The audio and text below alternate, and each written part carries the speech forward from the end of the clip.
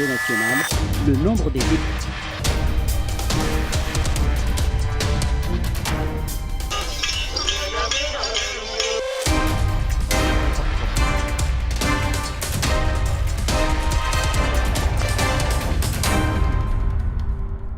Merci de nous rejoindre sur la RTS2 Midi Actu de ce mercredi 19 décembre 2018. C'est parti et voici le sommaire.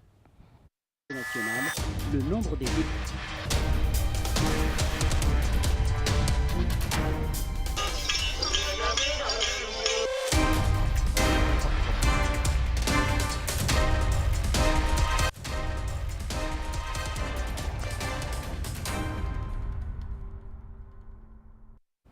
Voilà donc, faire adhérer plus de femmes à la planification familiale. Voilà l'un des objectifs, en tout cas, de cette rencontre tenue à Dakar et qui est relative au partenariat de Ouagadougou. Les jeunes restent une cible à atteindre. Et pour ce faire, diverses stratégies seront mises en place. Reportage.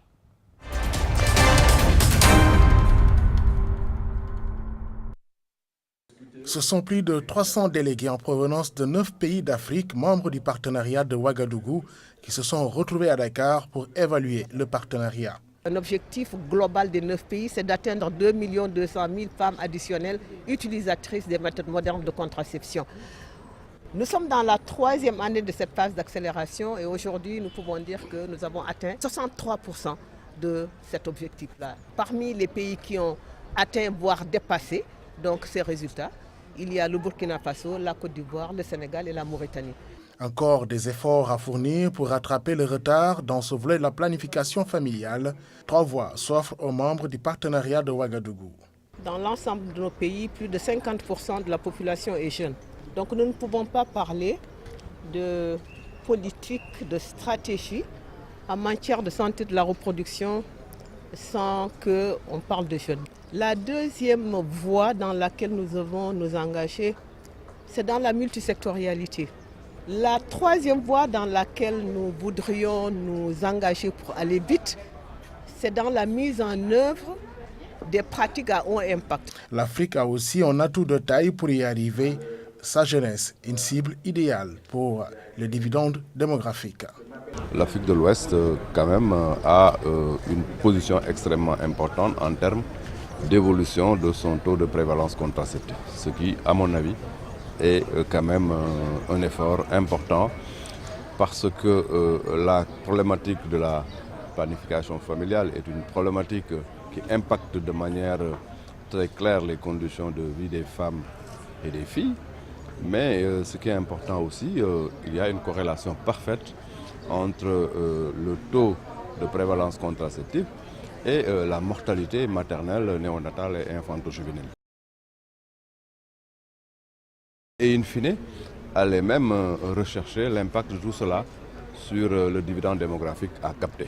Pour la capture du dividende démographique, il faut qu'on s'appuie sur 3 piliers.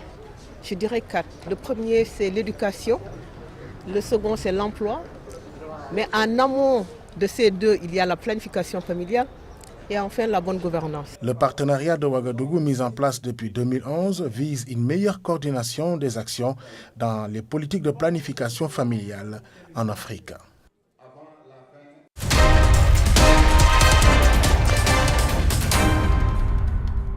Côté économie, parlons des 7 700 milliards de francs CFA que le Sénégal a pu décrocher au sortir de la première journée du groupe consultatif de Paris. Une enveloppe qui va donc permettre de dérouler la phase 2 du plan Sénégal émergent.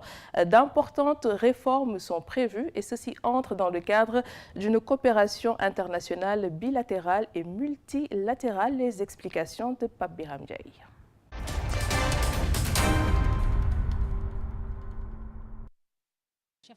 À la fin d'une journée marathon, le Sénégal réalise une performance économique exceptionnelle. Les objectifs de mobilisation de fonds pour la 12e phase du PSE ont été très largement dépassés.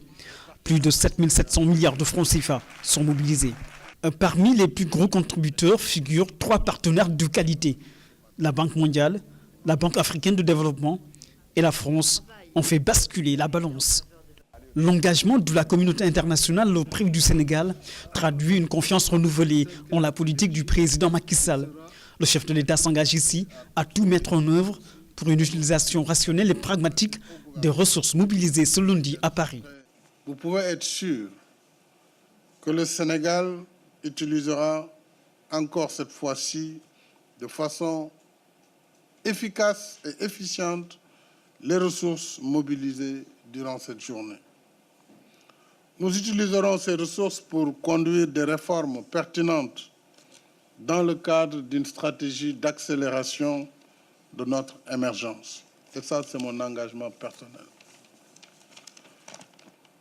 Nous savons qu'il y a encore beaucoup à faire, mais nous pouvons compter sur la disponibilité du peuple sénégalais, la disponibilité des jeunes et des femmes du Sénégal pour mener avec succès cette deuxième phase du plan Sénégal émergent qui met l'accent sur la santé des populations, sur l'emploi des jeunes, le cadre de vie, l'économie numérique, entre autres.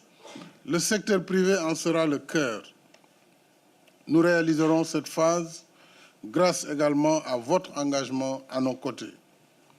Encore une fois, je suis très sensible à cette marque insigne de confiance placée en notre pays. Nous avons été dignes de votre confiance, nous le serons davantage. Ainsi, la communauté internationale dit oui au plan Sénégal émergent, acte 2. Un succès éclatant qui montre la vitalité de l'économie sénégalaise en marche vers l'émergence.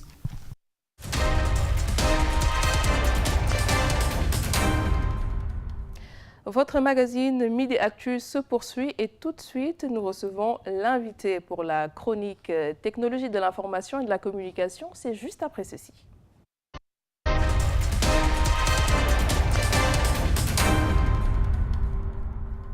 Voilà, je vous le disais donc la semaine dernière, il sera régulièrement sur le plateau, en tout cas du mercredi de Midi Actu, puisqu'il est partenaire pour, en tout cas, cette rubrique Technologie de l'information et de la communication. Demba Gueye, que je ne présente plus, consultant en communication digitale. Bienvenue Demba. Bonjour Léna. Voilà, donc nous vous parlions hier, mesdames et messieurs, de la problématique de la lecture au Sénégal avec l'avènement des technologies de l'information et de la communication. Il semblerait que des solutions existent pour quand même pouvoir se servir de ces TIC et pour éduquer en même temps. Si nous prenons par exemple le livre, des solutions existent puisqu'il y a le livre numérique, mais cela est-il toujours suffisant? Voyons ce qu'en pense le responsable de la bibliothèque de Blaise Senghor, M. Sadekan. Les gens, ils lisent toujours en réalité, mais ils lisent sur des supports différents. Peut-être qu'avant, on lisait que sur les supports papier. Aujourd'hui, on lit autre chose et autrement. On lit sur les supports électroniques. Moi, je ne pense pas que ce soit quelque chose de mauvais, sauf qu'il faut essayer de canaliser, d'orienter ces lectures-là qu'on fait sur les supports. Des avantages, c'est qu'il y a beaucoup de futiles dans l'électronique. Les gens, ils lisent souvent des faits divers, des vidéos où on fait rire, etc. Pas forcément quelque chose d'instructif. Le livre numérique existe, mais il n'a pas encore atteint un rayonnement, disons, assez important. C'est assez périphérique par rapport maintenant aux autres aux autres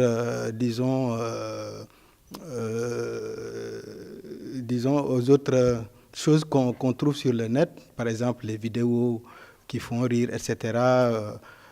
Des choses qui ne sont pas très, très instructives pour les enfants. Donc c'est un peu ça le problème. Mais si on pouvait canaliser l'énergie des enfants vers ce qui est utile sur les supports électroniques, ce serait très bien.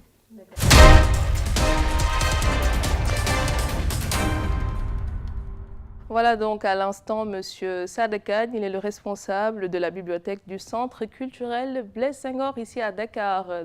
Donc Demba, nous avons vu ensemble ce qu'a dit M. Kane. Est-ce que vous avez déjà fait l'expérience, lire un livre sur un support électronique? Alors moi je lis surtout des articles de blog avec une application mobile sur mon téléphone. Maintenant, ce que M. Khan essaie surtout de dire, c'est qu'il est important qu'on puisse concentrer les énergies qui se dispersent sur Internet vers la lecture, vers en tout cas l'économie de la connaissance. Parce qu'aujourd'hui, c'est ce qui nous permet s'il le faut, on va dire, brûler des étapes dans la consommation de la connaissance de manière générale. Parce qu'on voit de plus en plus que ce n'est pas vraiment un livre qu'on retrouve sur les supports électroniques comme une tablette ou un smartphone, mais on a plus tendance à voir maintenant les chroniques qui remplacent un peu l'histoire racontée dans les livres. Absolument, et je pense que ces chroniques-là ont un essor vraiment fulgurant en ce moment parce que les millennials, si on peut le dire comme ça, utilisent énormément ces plateformes-là qui leur permettent autant de consommer de l'information que d'en produire des nouvelles, des histoires finalement qui les captivent et qui les permet de développer quelque part leur intelligence. Voilà. Parce que ce qui nous intéresse aujourd'hui, c'est vraiment de voir cette corrélation entre les TIC et l'éducation, ce qu'il faut savoir. C'est vous qui l'avez d'ailleurs suggéré, donc je souligne cela aux téléspectateurs. Est-ce qu'aujourd'hui, pour inciter vraiment la population à lire, le livre numérique est une alternative? C'est une alternative et en même temps, c'est quelque chose de très accessible. On prend peut-être rapidement l'exemple de la bibliothèque de l'université Cheikh Anta Diop, qui est aujourd'hui numérisée pour l'essentiel. Beaucoup de gens ne le savent pas, mais les thèses, les documents de recherche sont quasiment disponibles depuis plus de 10 ans, sont disponibles à un accès ouvert et gratuit sur Internet. Et pour moi, c'est quelque chose de totalement magnifique. Quels peuvent être justement les avantages? Parce que souvent, quand on doit se rendre à une bibliothèque classique, on doit quand même se déplacer. On sait que maintenant, c'est difficile de se déplacer, en tout cas à Dakar, avec les embouteillages et tout. Est-ce que ça peut permettre aussi de gagner du temps? Absolument, que ce soit pour les étudiants ou les élèves qui sont en train de préparer le bac, par exemple. En plus de cette initiative-là qui est celle de l'université Cheikh Anta Diop avec la numérisation de ces livres-là, ou en tout cas de ces documents de recherche-là. On a également une initiative comme École au Sénégal qui permet à des élèves en train de préparer le bac ou même des classes inférieures d'avoir leurs cours totalement disponibles sur Internet sous format vidéo. Donc ça, pour moi, c'est le genre d'innovation qu'il nous faut apporter au sein du numérique pour justement résoudre des problèmes comme la distance, comme l'accessibilité, comme parfois on a des grèves, on a des contraintes dans le système éducatif et ça permet aux étudiants ou aux élèves qui veulent quand même continuer à apprendre de pouvoir le faire sans quitter leur maison. Et au Sénégal, nous avons quand même l'université virtuelle. On a également justement l'université virtuelle du Sénégal qui est un des membres de l'université virtuelle africaine et qui depuis 3 ans, je pense, est active. Et c'est d'ailleurs en janvier de cette année qu'elle a sorti sa première promotion d'étudiants. Et d'ailleurs, leur slogan, c'est « Fonek Fofula », c'est-à-dire que la barrière de la distance est totalement levée. Et les étudiants peuvent, à partir de où ils sont, accéder à des cours, à des ressources en ligne. Et ça n'enlève en rien la crédibilité de ces cursus-là de formation, dans la mesure où ils sont formés avec la même rigueur et ils sont évalués également avec la même rigueur.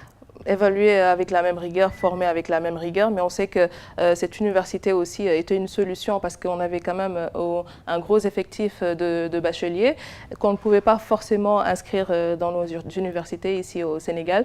Mais on sait que quand même à l'université, quand on est dans un amphithéâtre, en contact avec d'autres étudiants, en contact avec le professeur, il y a ce côté social-là qu'on promeut. Est-ce que là, avec une université virtuelle, ou en tout cas avec des cours sur Internet, est-ce que ça ne casse pas un peu ce côté social-là? Pas du tout dans la mesure où, en tout cas si on prend le modèle de l'université virtuelle africaine, elle fonctionne sous le modèle des espaces numériques ouverts. C'est-à-dire que c'est des endroits où les étudiants peuvent se regrouper et assister à des cours à distance.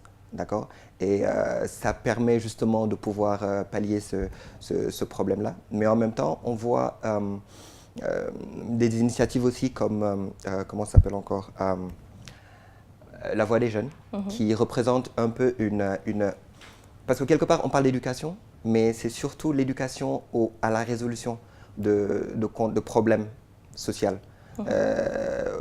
Aujourd'hui, on a des slogans comme « Soyons solutions ».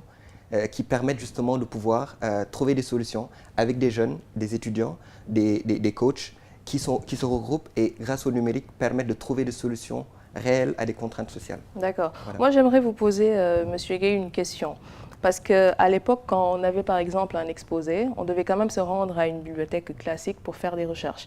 Maintenant, avec Google ou même YouTube, il y a une solution. D'accord. Mais on voit que souvent, à la maison, les parents, quand ils sont beaucoup trop occupés, ils remettent la tablette ou le smartphone à l'enfant et s'en vont.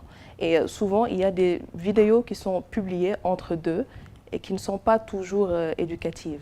Absolument. Si vous voyez ce que je veux dire. Absolument. Je pense qu'il est important de tirer quelque part la sonnette d'alarme sur ça. Parce que très souvent, pour avoir la paix, on prend tous les smartphones, les tablettes et on les donne aux enfants. Sauf que sur Internet, très souvent, il y a des gens qui produisent du contenu pour avoir de l'argent. C'est-à-dire que plus les gens visualisent leurs vidéos, plus ils peuvent se faire des revenus rémunérés sur Internet. Et malheureusement, il y a des contenus pas du tout recommandables. Il y a des contenus carrément pornographiques. Carrément pornographiques qui sont distillés au sein des playlists, des vidéos que les enfants regardent.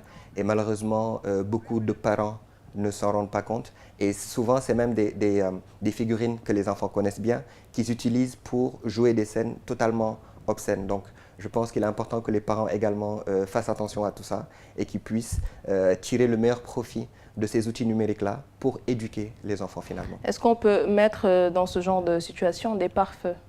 Alors, absolument. Ou des codes parentaux? Absolument. Il y a des solutions qui existent pour pallier à ça.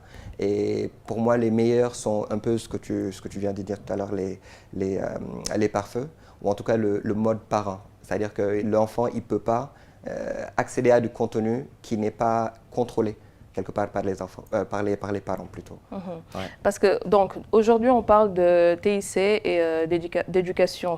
Qu'est-ce qu'il faut retenir concrètement?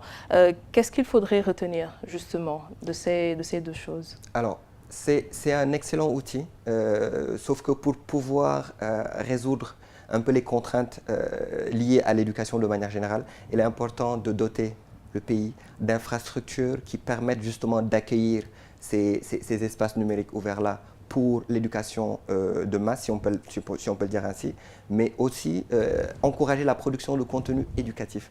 Parce qu'il y a des gens, il y a des entrepreneurs sénégalais, africains du monde entier qui œuvrent tous les jours à créer du contenu éducatif, à créer du contenu pertinent pour les enfants.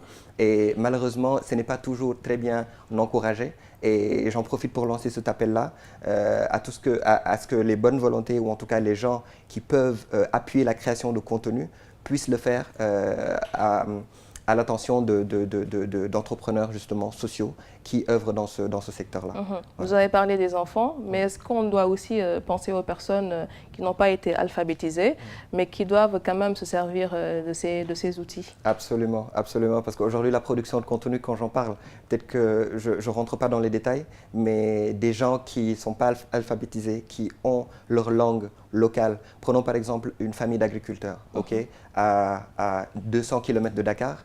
Ils n'ont pas forcément accès à Internet, mais on peut déployer des infrastructures, des micro-infrastructures qui permettent de leur faire parvenir des vidéos dans leur langue locale ou des bandes audio qui peuvent leur permettre de savoir comment mieux exploiter leurs terres, comment gérer leur comptabilité, comment s'acquitter de leurs impôts.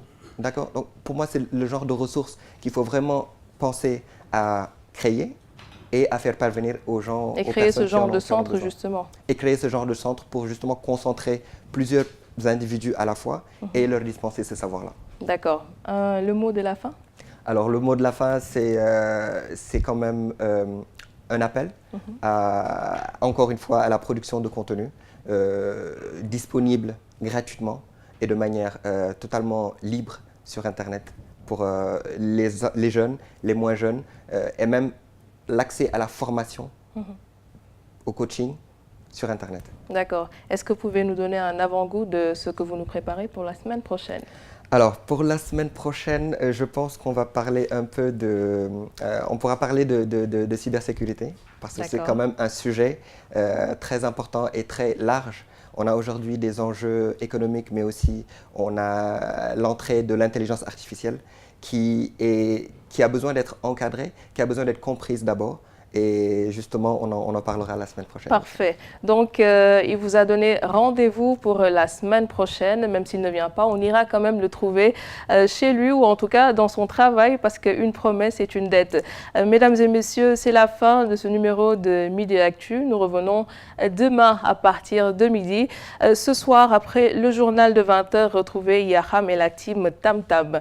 Nous vous quittons tout de suite avec la météo du jour. À demain.